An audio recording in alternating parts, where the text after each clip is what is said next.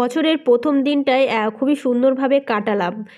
পরিবারের সবার সাথে বাবার বাড়ির ছাদেই পিকনিক করে ফেললাম। মেনুতে ছিল ফ্রাইড রাইস, খাসির মাংস, দই, মিষ্টি।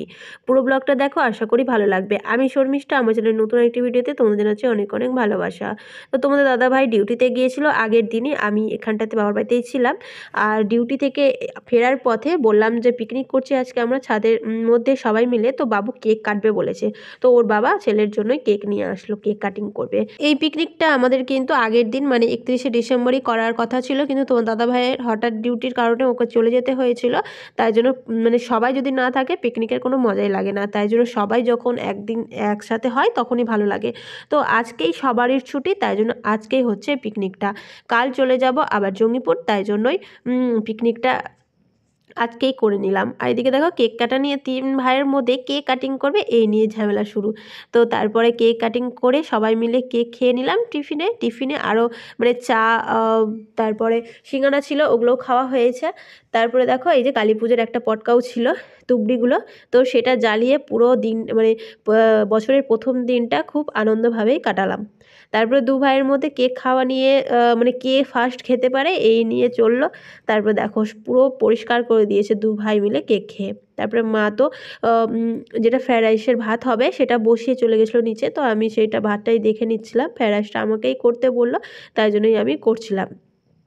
তো আমি ফ্রায়েড রাইস করার সময় ওই কিশমিশটা ভাজি না, কিন্তু আজকে হঠাৎই আমার মনে ছিল না, আর কিশমিশটা আমি তেলে দিয়ে দিয়েছি প্রথমেই। তারপরে দেখো যেগুলো সবজি কেটে রেখেছিলাম, এখানে কোনো কাটাকুটি ঝামেলা রাখিনি, মানে সন্ধ্যে থেকেই আমি সব কেটে রেখে দিয়েছিলাম নিচেই। কাটা জিনিসগুলোই সব উপরে তুলে নিয়ে এসেছি, যেহেতু বাচ্চারা থাকবে সব, আর ছাদের মধ্যে ওরা তো দৌড়াদৌড়ি করতেই থাকবে, আর এগুলো কাটাকুটি করতে গেলে অন্যদিকে মন চলে যাবে। আর এদিকে বক্সে গান বাজছিল, তাই জন্য দেখো মোবাইল মানে প্রত্যেকটা ছেলের তো একটা করেই মোবাইল আছে, বাবাদের মোবাইলগুলো দেখছে, আর কোন মোবাইল দিয়ে যে বক্সে গান বাজবে সেটাই হচ্ছে ঝামেলা। আজকের পুরো রান্নাটাই কিন্তু হচ্ছে মাটির উনুনে, মা এই উনুনেই রান্না করে, তো উনুনটাকে ছাদে নিয়ে চলে এসেছি। আর ছাদে যেহেতু অনেকক্ষণ থাকা হবে তাই জন্য উপরের দিকে ত্রিপালও দিয়ে দিয়েছিল, আর সাইড থেকে মানে আজকে না প্রচুর পরিমাণে হাওয়াও দিচ্ছিলো, তাহলে সাইডেও ত্রিপালগুলো দিয়ে দিয়েছে। তাই জন্য একটু হাওয়াটা কম লাগছে, ঠান্ডাও কম লাগছে।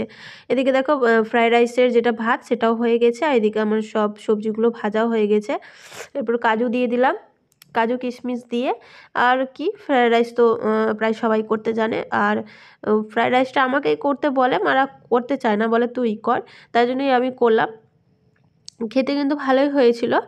আর ফ্রায়েড রাইস, খাসির মাংস, এটা কিন্তু আমাদের সবারই পছন্দ। তাই ছোটোবেলায় কী ভাবতাম যে বছরের প্রথম দিনটা যদি ভালোভাবে কাটাই, হাসি খুশিতে কাটাই, তাহলে নাকি পুরো বছরটাই ভালোভাবে যায়, এটাই জানতাম। তাই জন্য বছরের প্রথম দিনটা কোনো কিছুতে রাগ করতাম না, সবসময় হাসি খুশি থাকতাম, আনন্দে থাকতাম। কিন্তু সেই ধারণাটা বোধহয় ভুলই ছিল আমাদের, যে বছরের প্রথম দিন হাসি খুশিতে থাকলে সারাদিন সারা বছরটাই যে হাসি খুশি থাকবো এটা কোনো কথাই নাই। এটা আমাদের মানে ছোটোবেলাকার একটা ভুল ধারণা। তো যাই হোক, এদিকে আমার ফ্রায়েড রাইসটা রান্না করা হয়ে গেছে। তারপরে মা চলে আসলো খাসির মাংস রান্না করার জন্য। খাসির মাংসটাতে যেগুলো মশলা দেওয়ার, আদা রসুন বাটা, জিরে বাটা সব দিয়ে মাখিয়ে রেখেছিল, আর পেঁয়াজটা ভেজে দিয়ে দিয়ে দিল।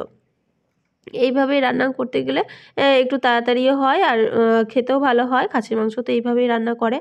আর এদিকে দেখো সবাই মোবাইল নিয়ে ব্যস্ত, মানে বাবু তো এই ছোটাছুটি করছে, আর ছাদের মধ্যে ছোটাছুটি রাত্রেবেলা খুব ভয় করছে। তারপরে সবাই মোবাইল নিয়ে বসিয়ে রাখলে তো একটু কিছুক্ষণ বসে থাকবে। তারপরে আবার এদের টিফিন শুরু হয়ে গেলে একটা করে লোটো পাই সবাই মিলে খেলো। আর এই যে দেখো সোনাইয়ের রাগ হয়েছে কেন বলো তো, সব সময় মানে ও দাদু বাড়ির একটা বাহানা খুঁজে, যে দাদু বাড়ি গেলেই মামার মোবাইল পাবো আর ওই ফ্রি ফায়ার খেলবো। ওই মামা মোবাইল নিয়ে নিয়েছে হাত থেকে, তাই জন্য রাগ করে সব ফেলে দিয়েছে। দেখতে পেলে ওই যে লোটো পাই যেটা খাচ্ছিল সেটাও নিচে ফেলে দিয়েছে। আর এদিকে বাবুর নাচ তো শেষই হচ্ছে না, যেহেতু বক্সে গান বাজছে, দাদু আর বাবু বাবু দুজনেই নাচ করছে। তারপর দেখো এই যে এটা বড়শি, এটা আমাদের নবান্নেতে লাগে, এটা আমাদের রাখা থাকে ওই শীতের সময় তোমার আগুনে তাপ দেওয়ার জন্য। যাদের বাড়িতে পূর্ণিমা নবান্ন হয়, অনেকের বাড়িতে করে এই জিনিসটা, অনেকের বাড়িতে আবার করে না। এই বড়শিটা দিয়ে আমাদের ওই আগুন তুলসী মন্দিরের ওখানে ধোঁয়া দেওয়া হয়।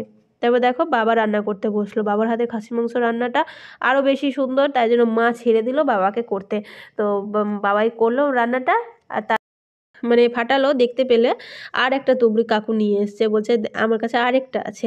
তো দেখো, তো বললাম যে ঠিক আছে এটা ফাটাবা সব থেকে শেষে। সবার খাওয়া দাওয়া কমপ্লিট হয়ে গেল। খাওয়া দাওয়ার পরে তো একটু বেশি ঠান্ডা লাগে মনে হয়।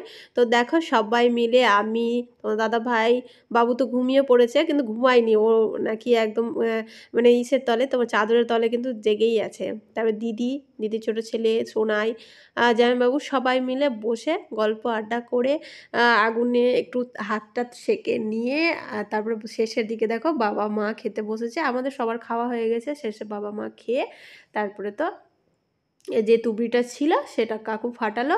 ফাটিয়ে মানে প্রায় 12টা বেজে গেছিলো, বোধহয় 12টা বেজে গেছিলো। তারপরে আমরা আমাদের পিকনিকটা শেষ করে নিচে নামলাম।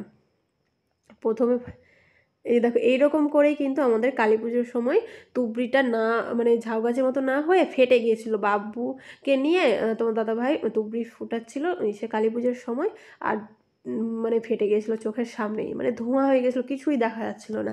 তাই জন্য বাবুকে নিয়ে আর মানে কোনো সময় পটকা ফুটাতে দিই না, খুবই ভয় করে। তো আমাদের আজকের পিকনিকটা এখানেই শেষ হলো। তোমাদের কেমন লেগেছে অবশ্যই কিন্তু বলবে। আর তোমরা যারা আমার নতুন বন্ধুরা আছে তারা অবশ্যই কিন্তু আমার চ্যানেলটা সাবস্ক্রাইব করে পাশে থাকবে।